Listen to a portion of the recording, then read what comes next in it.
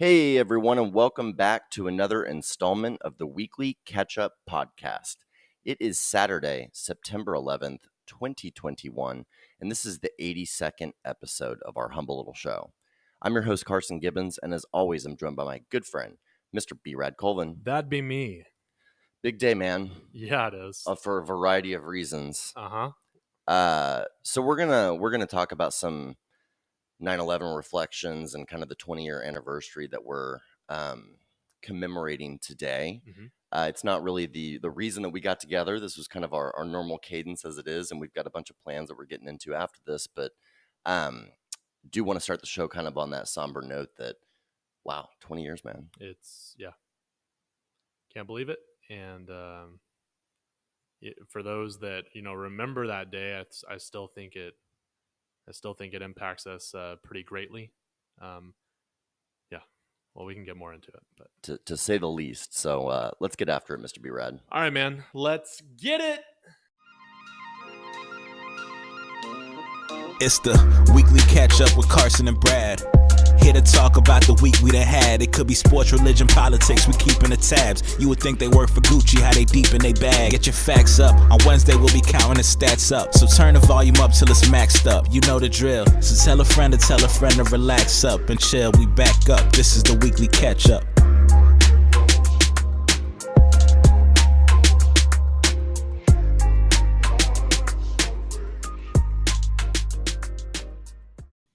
What's happening, Mr. B-Rad? Well, buddy, it's been a long week. I'm super happy to be here with you and looking forward to today's festivities. And yeah, man, I'm ready to just kick it with you and give these people a good episode, do some reflecting, and yeah, man, what's going on with you? Just trying to think about how to keep this thing in its guardrails since we've got about 60 minutes to purge on a lot of different things here. Sure. We for those that don't know, which is everybody, Brad is going to play 18 holes of golf with me directly after this. So it's about 10 a.m.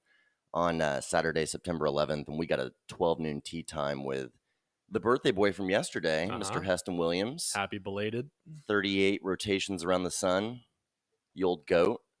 And then Michael will also be joining for our foursome. My man. Man, I really credit Michael in some ways, and you and Jeff in certain ways with kind of starting this, like, I feel like we're starting this like little tradition thing. Yeah.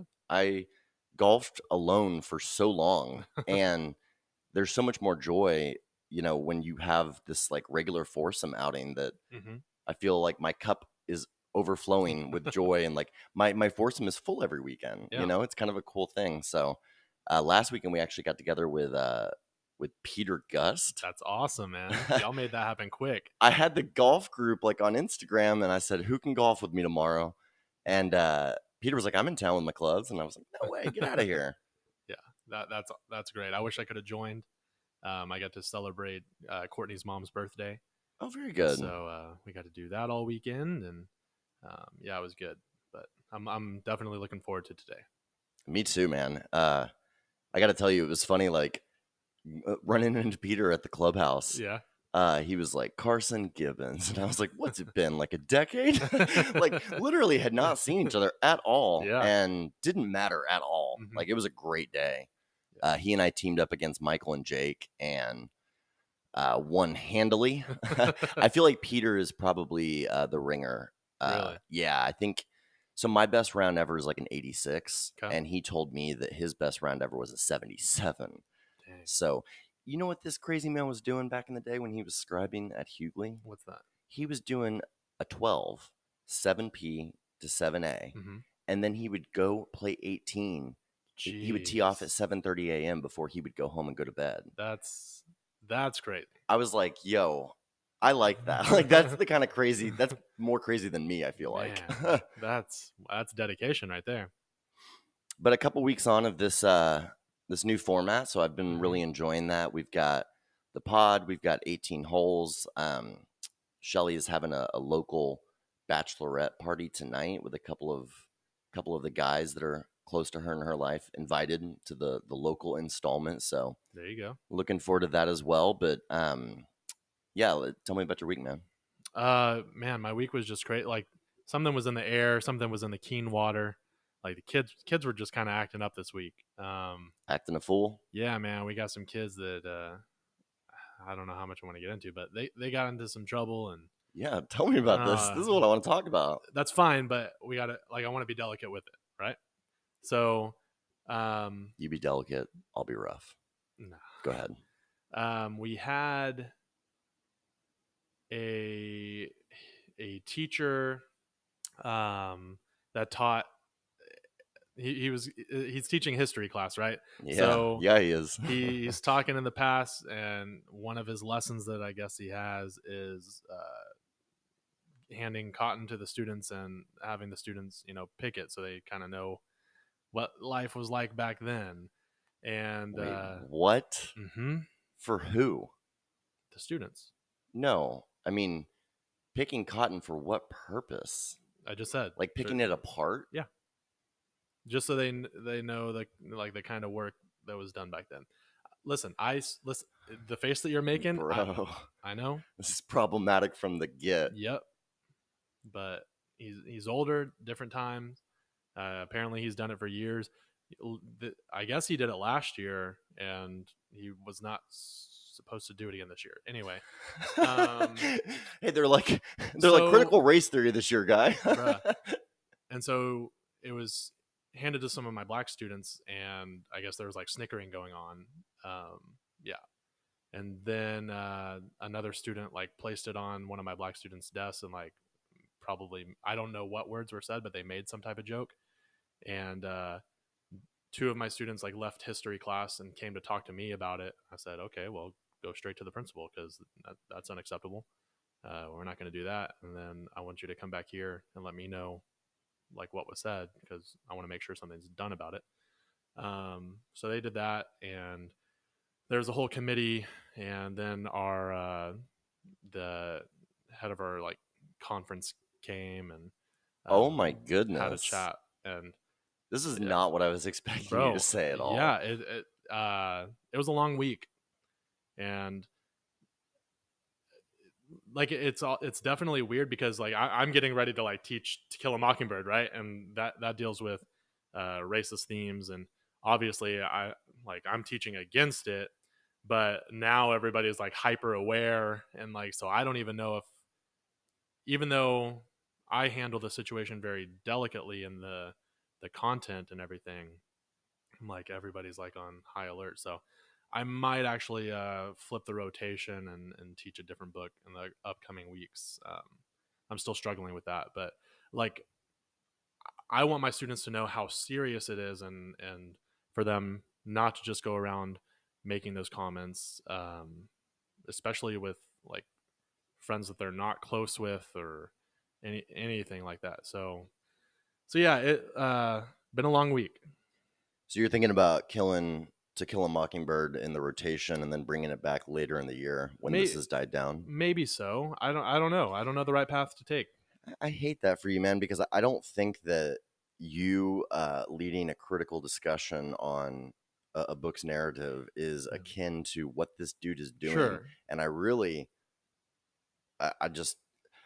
don't know what's actually, I do know what's more problematic. Like, I know how in maybe this guy's old mind, he's like, there's some sort of demonstrative feature about this portion of his curriculum. Yeah. What I do not understand is not well-intentioned, good-natured jokes being waged from student to student in 2021. Yeah.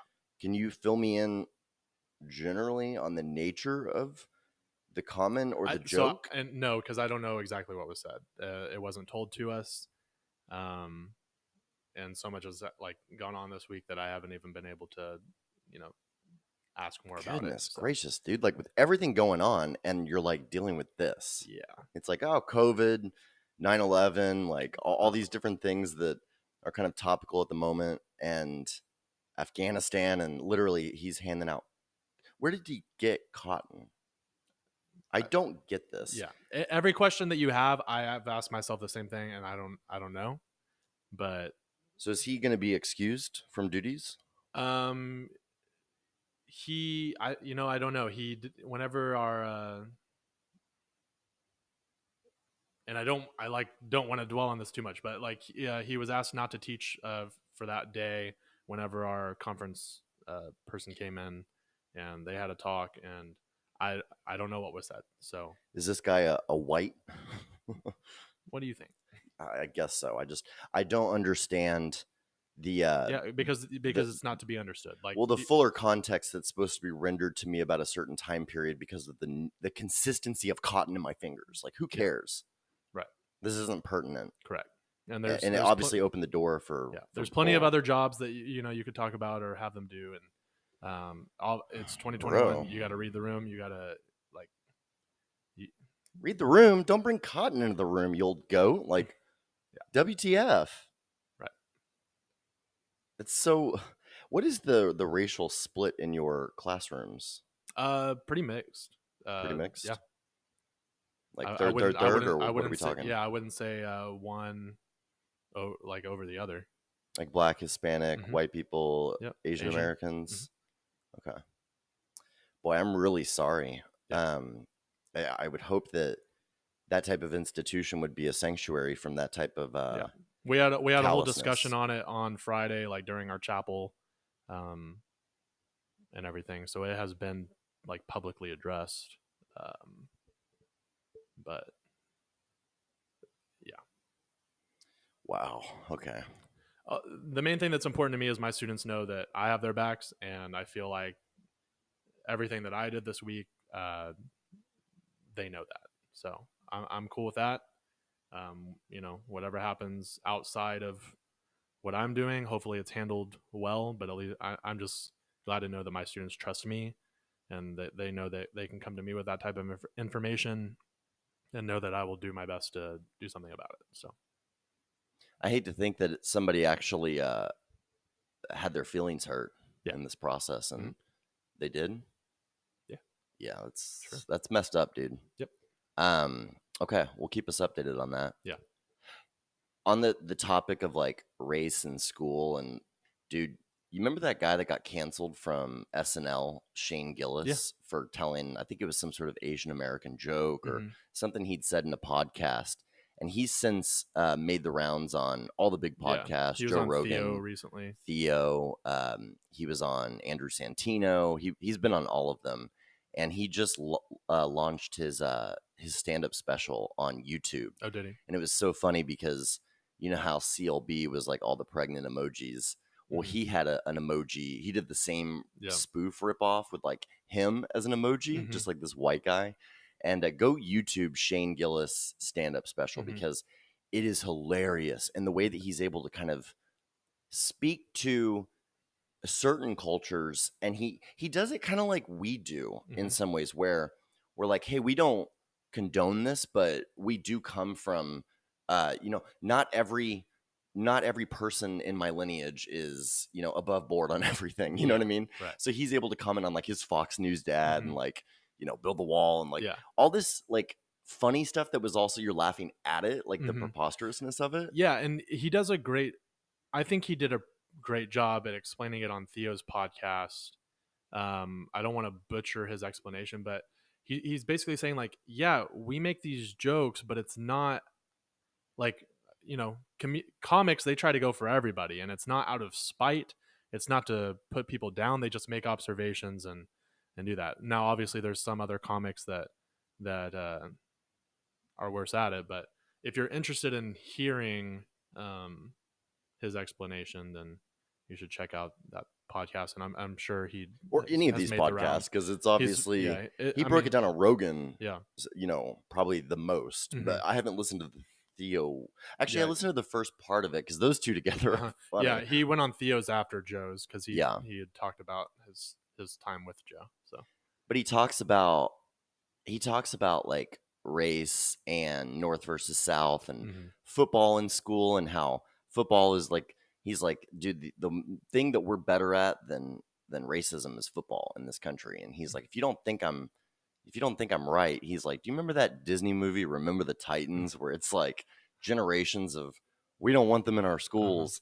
And then he's like, literally, this is an 8-week high school football season. 4 weeks into it, they're like, hey, we're 4-0. These are my brothers. That's dumb. It's a pretty funny stand-up. I'm probably butchering it a little bit, but go check that out because that was one of the recommendations that I had in this time period. Yeah, I'll watch it. Cool, man. What do you got? 20 years ago today, I was 11. 11, 5th grade. It was early Central Standard Time. I was at home. My mom was freaking out. You know, the first plane had flown into the World Trade Center. We're watching the news live. She'd gone to the restroom.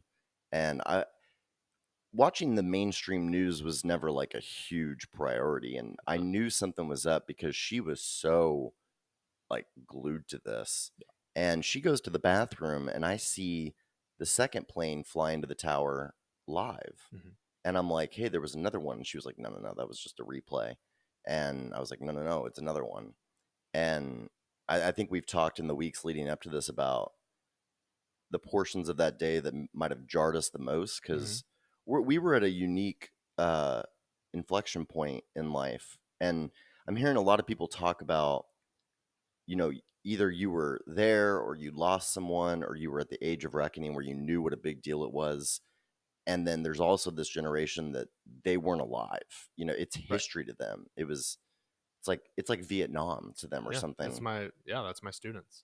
Exactly. And we were, you know, 9, 10, 11, 12. You know what I mean? So it's like, I mean, I think many of the buddies that joined the military, you know, 6, 7, 8 years later, we grew up in that culture, you know? Definitely. I was talking to a friend and a customer. I'm talking to this guy who's adopted our tool at a large pharmaceutical company for Appreciate, and we've been working to try to get the tool, you know, through security and all this stuff to use org wide. And we've had a lot of conversations as a result. And we were talking this week. And he was letting me know that he was flying out to California to give a speech on 9/11. I was like, that's interesting. And I'd just been watching that Turning Points on Netflix. Okay. I highly recommend that as well. Turning Points, it's a 5-part docuseries that really breaks down 9/11, Afghanistan. And the amazing part is that it goes all the way back to like the Persian Gulf War and everything that happened to create the vacuum in Afghanistan and Pakistan and, you know, Osama and how we got him. And it literally goes up to like yesterday because like the last 30 minutes of episode 5 are like the withdrawal from Afghanistan and current. Yeah. It was amazing how they queued it all up. Like they'd obviously been working on this for several years, knowing that the withdrawal was going to occur. And then it went directly into like current news montage. Wow. So I'd watched the first 2 or 3 episodes of that leading into this conversation with Tim, my friend and customer. And I was like, that's interesting. He said, yeah, I'm a 9/11 survivor. And I said, really? And he goes, yeah, I was working in Tower 2 and I was on the last PATH train into the building before everything came down. He said, I exited the PATH train opening like at 9:02 a.m. The first plane had already flown into the first tower and it was already smoldering. He exits the PATH train to building 2 and hears a noise, looks up and watches the plane go into Tower 2 above his head. Wow. And he survived it. And he's one of those folks that contracted lung cancer as a result of being so proximate to the site of destruction and all of the fumes and all this different stuff. And that was very common. And so he actually partnered with Jon Stewart. He was in the room when Jon Stewart made that kind of impassioned plea to Congress a couple years ago about renewing that pension fund or whatever for the victims and families of 9/11. Right. So he was instrumental in that. He helped draft that and was in the room with Jon Stewart. And I'm like, that's incredible. And I literally was like, I wanted to let him know my age. Hey, I was 11. I vividly remember this. You know, it was scarring. I can't. And I didn't know what to say to him. I told him that. I said, I don't know whether to say congratulations to you, I'm sorry, thank you for your service. Like, I said, I just want to acknowledge that, like, I was just thinking about this last night because I told him, I said, I was just watching Turning Points and thinking there's a whole group of people out there in this world, and especially in the Northeast. And I have friends in the Northeast that literally lost their dads, on that day. And it's like a very vivid, real thing. And then you have this whole new generation of people that Gen Zers that they weren't even there. No. They don't even know. Right. And it's just amazing how there's that disparity of experience. And so I just wanted to let him know, like, I see you, I acknowledge you. And like, I don't know, like, I know what you're talking about to the extent that I can. Right. Yeah. Cause what can you say, I really didn't know. Yeah. Yeah. And I don't know. It's an emotional day. I feel like I don't even know the words, or I can't even speak eloquently about it. There's so many other people that went through it, and like you said, you know people that survived it and had parents lost and the wars that came after, and it's just a really heavy day. I do know that I want to recognize, like, anybody, any first responders, on that day and prior to that day and after that day. There are many people that ran into the building to get others out and lost their lives due to it, and they're in that profession they do that on the daily. One of the things that the docuseries highlights is like the number of team leads in the World Trade Center, in the Pentagon, in all of these different, like, strike locations essentially that, lost their lives because they were adamantly doing head counts. Like, I have 9 direct reports and I'm not leaving this building until all of them, are out. Yeah. And there's this one story about this woman that, she basically jumped from one of the Pentagon windows, and, her boss was right behind her, and she thought that he had gotten everybody, but apparently he went back in and never came back out. And it's like, yeah, it's, the whole thing is terrible. It's just, you watch this docuseries, and I am never going to not rebuke Al-Qaeda, the Taliban, ISIS, anybody that's trying to kill people and do all of these different things. Yeah. It's also, it's not the day to discuss this, but it's hard when you watch these docuseries and you realize, like, just how responsible we are for creating generations of terrorists. Like, I would 100% be a terrorist if I was in Kabul, during these time periods. And when we withdrew certain amounts of troops and just started sending in, drones that were killing civilians indiscriminately, and you just see, when you see little children being buried and stuff, it's like, that's why they hate us now, Anyway. Yeah. Yeah. I get it.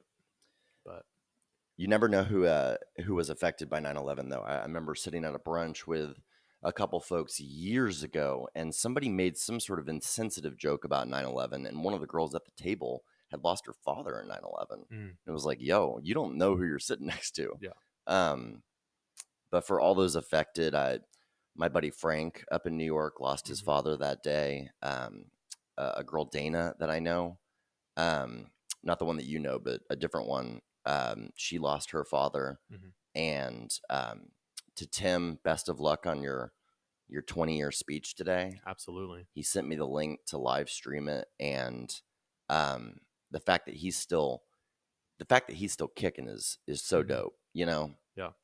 Yeah, maybe we can share that link. I'm sure some people would be interested to hear that. I know I would. So looks like the Clintons, the Obamas, and the Bidens are all in New York City for the memorial today. And I was watching it's interesting. You know how they always have people that like read out the names. Mm-hmm. It was very personalized this time. Like these two little girls were reading names, and then they ended on like their own fathers and grandfathers that they'd never even met. Wow. And it was just kind of wild. Yeah. Yeah, I know. I don't know when, but I know I've talked about my students on here that, weren't around for 9/11, and they kind of make jokes and stuff. And I've shut that down super quick, but they're growing up in an age where Pete Davidson, who, lost his father, is making jokes about it. So, and I've had students even say that. It's like, yeah, but it was still a really tough day for our nation. And it's just time and place. Yeah. Louis C.K. is one of the best 9/11 bits of all time that I won't repeat on this show, but it's brilliant from a comedic perspective. He's obviously not out there sharing that joke today. Yeah. But, it is eye-opening, though, when you think, like, if I heard some 15-year-old saying something stupid about today, I'd be offended. But, like, have I ever made, like, some joke about something that predated me, Sure. Yeah. Yeah, and from that standpoint, I get it, because I know I've done the same as well. So try not to be a hypocrite about it, but just like, well, that's not a classroom joke. You can go build a set and go to a comedy club and share what you got. Yeah, your classrooms are busy overcoming the cotton jokes at the moment, which is just, I'm still like reeling from that. That's just, yeah, man. Can you share the students that made the inappropriate jokes? Was it the people that you would have picked? That's a yes. The type of students that don't want to wear masks. That don't want to wear masks? Uh-huh. Okay. Yeah. Okay. Well, maybe they need a mask that limits their speech as well as their breathing. Give these boys a muzzle. Yeah, seriously. Just make them run laps. Yeah. Mm-hmm. I don't know. But yeah. Let's spend the last half hour just talking about music. That's fair. I could completely nerd out. Like, I could go hours talking about this. But if we're gonna hit balls, we got half an hour. So I'm gonna let you lead the discussion, and I will give you my thoughts. I got a question for you. Hit me. Sorry for kicking the table. Settle down there, Ken. Yeah. I got a question for you. Okay. When did music quit showing the features? Like when I'm listening to an album and I'm like, is this Kanye or is this Young Thug? And I look at the screen and it doesn't show featuring anybody. So that's up to the artist now. When did that change? I don't know. I know J. Cole did it earlier this year. I think definitely in hip hop, like, it's kind of like a treat. They just want you to listen, and you never know who's about to pop up, and that's kind of the idea behind it. But I know that even Kanye has done that prior to the Donda album. And so I think it's been around for at least a few years. I don't know if I could pinpoint it, though. I just was recently made aware of this because, first of all, Dave season 2, they have this situation where Els wants to be a feature, not like a producer. And then I'm talking to somebody that was asking me, have you listened to Donda? Have you listened to CLB? And they were like, yeah, I think that this person was on this song, but they're not shown as a feature. And I was like, yeah, whatever. And then I actually sat down. I've been driving a lot over the last couple of days, going to Burleson last night. And I have skimmed both albums. Okay. So we can have that preliminary conversation. Okay. And I have a lot of thoughts. Yeah, a lot of thoughts. And I saw that as well. I was like, who is this? Because I never know if like Kanye is synthesizing or is that really Young Thugger or like what's going on? The thing that I do, I just get on RapGenius. RapGenius. So whatever song you're listening to, if you want to know, type in that song. JL Part 2 Kanye West lyrics, RapGenius. Go on there. They'll tell you who's featured on it. I'm sure there are other sites, but I used RapGenius. Before we do Donda versus CLB, which is like the convenient one, right? Are you up on all the new Gunna? No. Like, his new album is insane. Really? I really want to drive you to the golf course just to play you a couple of these songs. Okay. Also, Lemonade. Mm-hmm. Zanny Boys. Yep. Mm-hmm. Yep. Yeah. That sounds good. What about Don Toliver? Oh yeah, Don Toliver. Okay. Yeah, great producer. Okay. Well, producer. Yeah, he produces tracks too. Okay. Well, his album is like Heaven or Hell. I'm pretty sure. Dude, there's a bunch of goodies on there. Yeah. Yeah, there's an incredible amount of good music. Like, I'm still listening to Nas, the Heart's Disease Part 2, the King's Disease Part 2, which was an incredible album. But yeah. So I probably made my way through more of CLB, to be honest with you, than Donda. Bro, I gotta say, I saw a tweet of yours that I don't know if I agree. I don't know. What's one of your favorite tracks on there? Shut up. Why did I know that I was going to take grief from you on this? You turned up little thoughty, Brad. What? You know what my favorite track is? The Way Too Sexy? Way Too oh Sexy. My gosh, dude. That is like the worst beat I've ever heard in my life. Shut up. No. It's unbearable. Okay. We need to quit the show. No, that's the greatest. Where were you when you heard it? Were you alone? All right, so check it out. I was on my way up to a dinner in Legacy West. So last Friday, I don't know who I am, man, but I'm scheduled out the butt recently. Like, I'm scheduling. Guy. Actually, it was a productivity hack. Somebody said you need to have one calendar and you need to make it work, personal, hybrid, all of that. So I figured out how to set up my work Gmail calendar to reflect a view-only version of all of my meetings, even across my personal Gmail. So last night, dinner in Burleson for Heston. This morning, podcast 10 a.m., tea time noon, Shelly Bachelorette 6, like all these different things. And so last Friday, we went up to Mexican Sugar for Jake's makeup party for his 32nd birthday because we were in Vegas for his real dinner. So I heard it for the first time, I think getting ready for that. And I listened to it probably, I think I listened to it on the way up there and it was about 4 times in a row. Yeah. For me, I feel like that song has to be situational or like location, because I'm listening to I tried staying up for whenever this album dropped. Drake pushed it back for it dropping 2 a.m. It was supposed to drop at midnight. He pushed it back 2 hours, so I went to bed. So I woke up 5:45 a.m. I put it on. Intro. Yeah. Intro, I loved it. Second song was meh. Third song, he called himself a lesbian. I'm like, what is happening right now? Then Way Too Sexy comes on, and it's like 6:30. Oh, come on. And I'm like, you're about to go to a prayer meeting? Like, no. This wasn't doing it. I've never been a huge fan of the original. Like, for those that don't know and haven't heard it, this song is sampling the "I'm Too Sexy for My Shirt" song briefly. And, yeah, they make it their own, man.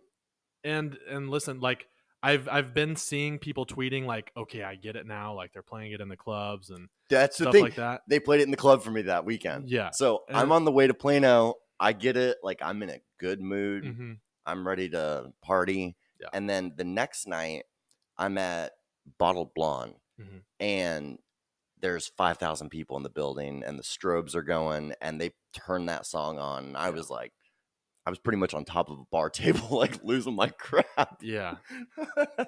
So shamelessly, I love that song. And I love that line. I'm not going to hate on you for it, but when he said, I just can't. When he said you a turned up little thotty, ain't no wife about it, I was like, oh my goodness, I'm going to use that today. Oh my goodness. But there's a handful of tracks that I definitely will continue listening to. The Rick Ross one?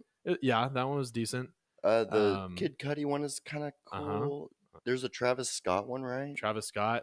Jay-Z definitely gave Drake the better verse because he was on both Donda and CLB. He definitely gave Drake the better verse.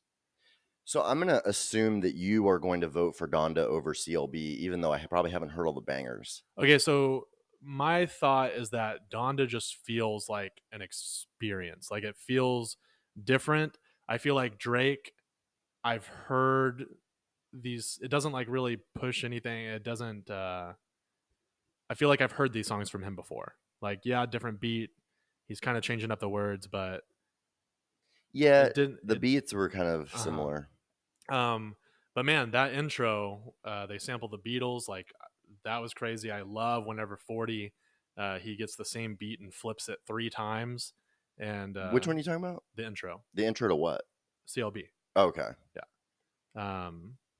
Yeah. I like that Project Pat one. Oh yes, Knife Talk. I think it was Knife Talk. Yeah, that one. 21 Savage. Yes, love that. Gang, that's all I'm on. Yeah, I like that one. I love telling people that he's British when they don't know. They're like, "What?" Oh man, 3-6.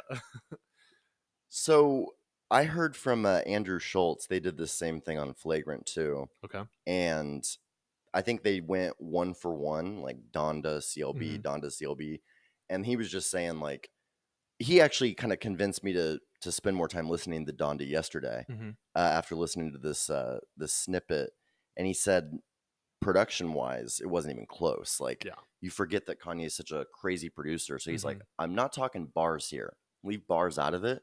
He's like, that like Donda was better from like a production perspective, and he said the songs they immediately identify themselves as to which ones are going to be which, like it either sucks you directly in. And so I was listening for that and I was pretty intrigued. I love so far Okay. Yeah. I love Praise God. Whoa. Praise God, man. Out the man. way. I'm like, yo, if they play that, like football, like coming out of the stadium, or the Mavs running onto the court, like they're going in for blood, bro. Like, I like that one. That song gets me hyped. I like that one a lot. Yeah. Which other one did I? There was a Young Thug one that I really liked. The Lil Baby Weekend one with Hurricane. Yeah. Yes. Yeah, that one goes so hard. good. Yeah. Yeah, so I don't know. CLB, just the way like a year ago, whenever he first promoted it, it's like he had him looking up to the sky, and it just seemed like this, like it was going to be this incredible experience. And then all of a sudden, he comes out with the album art, and it's just the emojis with the pregnant chicks, and it just seems like a joke. And it's done what it was intended to do. Like you already said, the comedian parodied it, and I've seen many other people do that. So I feel like he's getting the exposure that he wanted, and everything that he intended to do with it is being done. But I was just kind of, I thought it was going to be like a more serious album just from how he had promoted it in the past, I guess. So I was caught kind of off guard. But too much singing. But I will say, if we're just talking Kanye Drake beef, like the lyrics, Drake wins easily. 8 a.m. on Bridal Path. Oh my goodness. Is that a or song? 7 a.m. 7 or 8 a.m. I can't remember. Yeah, it's on CLB. Okay. I don't think I've listened. Gosh. I've skimmed both of these albums. Because did we talk about how Kanye tweeted or Instagrammed Drake's address? So, but the thing is that was his Toronto address, right? I don't know which address his Toronto address is like Kensington Palace. Like everybody knows it. Like it's a tourist attraction. Right. And so it's not like he was breaking news like Drake lives here. It was more of just like he's putting it out there, and like that's kind of shady. And then, putting out the text thread that he sent and like added Pusha T to the group chat. That was kind of crazy. But on this track, Drake was like more or less saying, hey, instead of like Instagramming it out, why don't you actually show up? Like tell your Uber driver to come over. It kind of went hard. We gotta listen to that one today at least. Okay. Yeah. We got several. Yeah. Should we just end this? What are we at? 30 minutes? Let's see. We've given the tots probably about 40. Yeah. You think they deserve more? Man, well, yeah. I'm saying, like, again, the production on Donda was just pristine. I don't know. I feel like he could have, if he had taken some tracks off of that album, it would have been 10 out of 10 for me. Off of CLB? No, off of Donda. Well, off both. of Donda. But Donda, it has what, like 27, you said? 27 tracks. If he had whittled that down, it would have been incredible. But if you're just going track for track, there are a few skips. Well, the other recos that I have at the moment, I'm going to play this for you on the way over, is Dollars on My Head featuring Young Thug by Gunna. Okay. Dude, Gunna's new album is cray-cray. I believe it's it. so good. In fact, you're like, I can't believe that they saved these beats for him, because that's the disparity or the inequity of rap nowadays. It's amazing how somebody won't produce a beat, and the beat is what makes that song. Like, you're gonna spit your bars over whatever, but we all know which ones everybody's gonna be dancing to in the club this weekend. Yeah. And somebody was like, I'm gonna give this to Gunna instead of like Jay-Z or whoever. Right. It's kind of amazing. Yeah definitely. 5EO Foreign, you got to be on the lookout for him. You were telling me about that. Yeah, that guy has been spazzing lately. Like, if you go like to some of his older projects, I don't know, it's just like something has hit him and he's just been going off crazy lately. I don't think his past projects, I don't think he's been filled with that fire that he has been more recently. Then you got Kendrick, who's been featured on 2 songs recently, and he's said that he's coming out soon, and I think he's going to put all the dispute to rest. I think his project will probably be better than both Drake and Kanye, in my opinion. In terms of sales, streams, Grammys, content. So Grammys, I guess, yeah. But I'm like, this man's gonna like rip them apart. What do you always tell me, that I'm not into thoughtful rap? Is that conscious rap? Yeah. Okay. Yeah. You think I like that mumble rap? Because I do. Well, we'll see what Gunna sounds like on the way there. Man, shifting gears, I think I tweeted about this, and Brock was actually like, yeah, dude, on the same diet. But do you know who Kyle Forgard and Bob Menery are? Nope. The Nelk Boys? Oh, I saw you tweet that out, and I feel like I've heard something from them before. Man, I don't know who these guys are, but I'm like, it was a lesson in how a media outlet can just like, you can just become immersed. You're just like an ingrained listener, because I saw these guys on YouTube, and I guess they had an interview with Donald Trump Jr. and Robert O'Neill, the guy that killed Osama bin Laden from Navy SEAL Team 6 or whatever. And I was like, who the heck are these guys? And they had just started this thing called the Full Send podcast. And so there was 5 or 6 videos on YouTube. One of them's with Shaq. So they had the intro where Kyle FaceTimes Bob and says, I want to start a podcast with you. Let's do it every Wednesday, blah, blah, blah. First episode, they get, I want to say it was like Dana White. I think it was Dana White. And then they got Dennis Rodman. Then they got Shaq. Yeah. They got Donald Trump Jr. and Robert O'Neill. And then they had Jake Paul this last week. And it's just a really interesting like setup, because they started this Full Send podcast. They immediately get like 1 million subscribers on YouTube. Who were they before this? So they're YouTubers, and Bob Menery, he has the Rip Magoo podcast or something like that. Like he already had some sort of sports podcast going, and Kyle is like a big YouTuber from the Nelk Boys and a couple other YouTube channels. So they had like a following before they. Near as I can figure, their original band or trio of YouTubers, it looked like, had about 6.92 million subscribers. Okay. And so they were like, let's get to 1 million subs on Full Send. They launched it on YouTube. They were getting like 750,000 to 1 million views, because they were just getting like, I mean, they were like literally hooking it up. I don't know how they have this Rolodex, but, and they're so like open about like with Dana White. Like apparently Bob and Dana had beef at some point, and Kyle was like the intermediary that was like, hey, let's do the podcast. And then they talked about Jake Paul, and then they go interview Jake Paul. And it's like, how are you getting these guys? And I think it's YouTuber sees YouTuber to a certain extent, but Bob and Shaq go way back. Wow. Like Dennis Rodman, they had him at this bar that I guess he's a partial owner of, and it was the first bar to start serving the Happy Dad seltzer, which is their brand. Oh, wow. So that's why it's like difficult to track. I'm always trying to get to the root. Have their hand in. I'm like, how did you get here? Because I see you on this podcast. They both have 3 we want that life. Yeah, seriously. I'm like, it's basically a case study lesson for me. But they both have like 3 or 4 million Instagram followers. Mm-hmm. They've got the Nelk Boys. They've got these different podcasts and YouTube channels, and this Rolodex, and then the Happy Dad. I'm like, everything is branded. Yeah. So they're in full send podcasts like trucker hats, which you best believe there's merch on the way for us. But they I'm gonna need you to start posting more thirst traps on Insta, getting more follows, bro. Oh my gosh, you and this thirst trap stuff. But you got to start using hashtags though. Haven't been thirst trapping. I know, I miss it. Okay, I got you. I've been eating a lot. Yeah, not even pregnant, just eating good.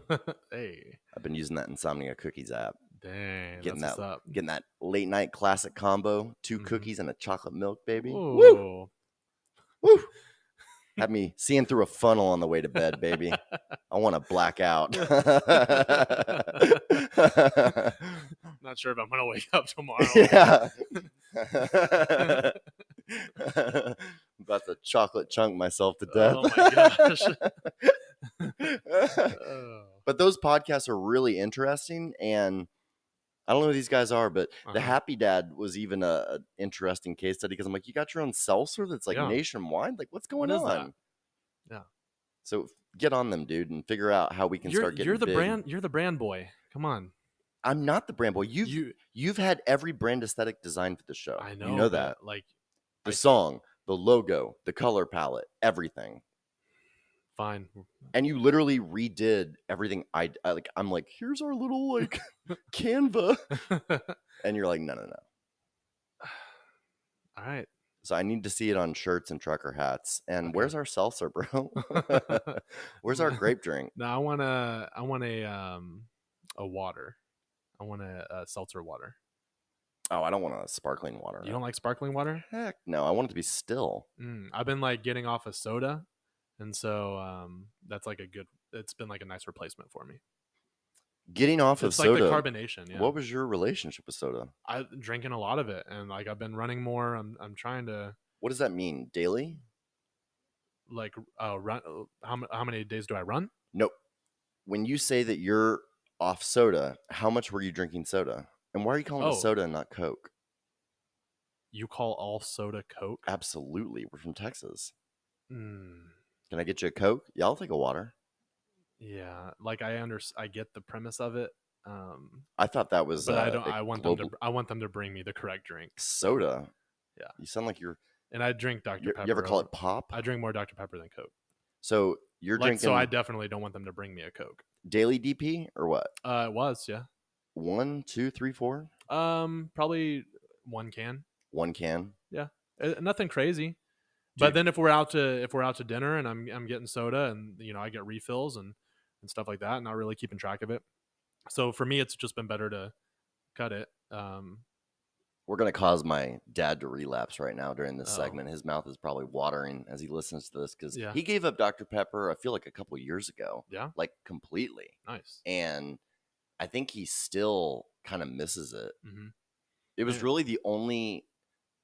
It was the only caffeinated beverage that I think he ever really partook in because he's not a coffee guy. Yeah, I drank 4 cans. Cowboys game. 4 cans of DP at the Thursday game. Yeah. How'd that go? The Cowboys game? Yeah. I'm very happy with what I saw. Everybody said we were going to get smoked by Brady. Yeah, I feel like the Dak show was pretty good. I didn't. I just skimmed. I didn't watch it. He looked great. I'm not the type of person that completely blames it on the ref. Like we had a kicker that he missed 2 crucial field goals. He missed an extra point. But I will say, the who am I thinking? Tampa. had a dude take off his helmet and throw it on the ground. That's a flag. That would have gotten us a first down instead of a turnover. At the very end, they had an offensive pass interference, and Tampa did, and that was like within the last minute of the game. That could have been a game changer, and the ref was like standing right there, didn't call it. So I very much feel like if one like slight change had been made or one call made, the game could have been ours. But I'm also not gonna like lose sleep over them not calling it either. So I'm not gonna get on Facebook and make a post out of it like I've seen other people do. But it was a great game. I'm really excited for the season. Good to have football back. I like that new Ed Sheeran track that was debuted as well. Yeah, the track sounds good. You didn't think that the live performance sounded good? He's pretty good live. Yeah? Yeah. Okay. Yeah, the likeness, like when you think about his produced album that you hear like on the radio or Spotify, it's so good. And then the fact that he can get it that close, yeah, that's true, is pretty good. I'll give him that. And I did tweet that the NFL has gotten some pretty good natural vocalists over the last couple of years with like The Weeknd. He can sing in a can, in a vacuum, wherever he is. Yeah. Ed Sheeran, I feel like, is pretty gifted as well. Yeah, I agree. Also, on Drake's album, he had the Yebba interlude, and Yebba just dropped her full album. There's a lot of people that were waiting for Drake to drop because they were featured on it, and now they're just coming out with their projects because of all the hype that's been going on. I think that was really smart on their part. Have you heard Spaceship by Don Toliver and Sheck Wes? I don't know. Man. All right, Tots, we got to run. We're going to be late to this tea time. We're going with two former full-length show guests. Yeah. Michael and Heston.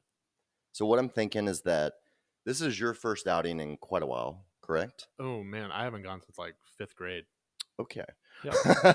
So I'm thinking that I'm here for the fun, man. Heston and Michael can hold their own. So I'm thinking that you and me will be on a team in the same cart. We'll do a best ball scramble versus them match play. Yeah. And see what happens. But hopefully we'll come back with the W. Let's get this dub, bro. Let's get this dub. Yeah.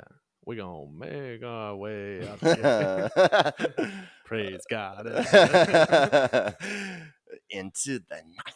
Yes, I love that. Oh. Whoa. Yeah. I'm like, is this like spiritual, or am I about to turn up? Like, what? Yeah. Dude, Young Thug goes hard in the paint. Yeah. And I don't appreciate the respect you have not been putting on his name for the last He's been getting better. Thank you. I don't, it's hard for me to listen to one of his like full projects, but I'll say he kills the features. Man. Like being on other people's albums. I just don't know if I can listen to a full project by him. Can you listen to a full project by anyone anymore? Like, it's all about the feature game.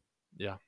And with this lack of like information on the song detail in any of the streaming apps, I'm like, I'm gonna have to RapGenius this. Do they have a iOS app?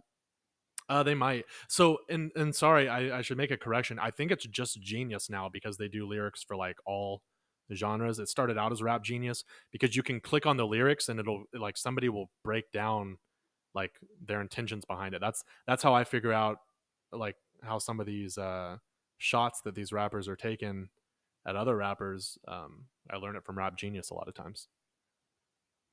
Interesting. Yep. Anyway, I think they do have an app though. So let's remain flexible with the next episode, number 83.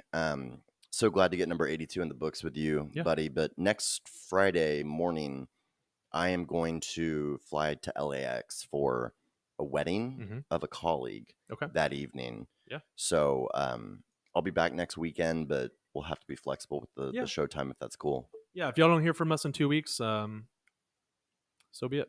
We'll definitely recap how today goes, and you guys will definitely get the full story on that. You'll see it on Instagram too. I'm gonna do some slow-mos of old B-Rad swing here. Oh man, a little instructional breakdown. He's gonna get a lot of whiffs. All right, Tots. Well, we love all y'all. Hold your close ones, your friends and family and loved ones tight today. You never know when life can come to a screeching halt. And to all those affected by the reason for this day's significance, we're thinking of you. Yes, and thank anyone who this applies to. Thank you for your service and all that you've done. And we love you guys. We'll catch you up next time. Peace.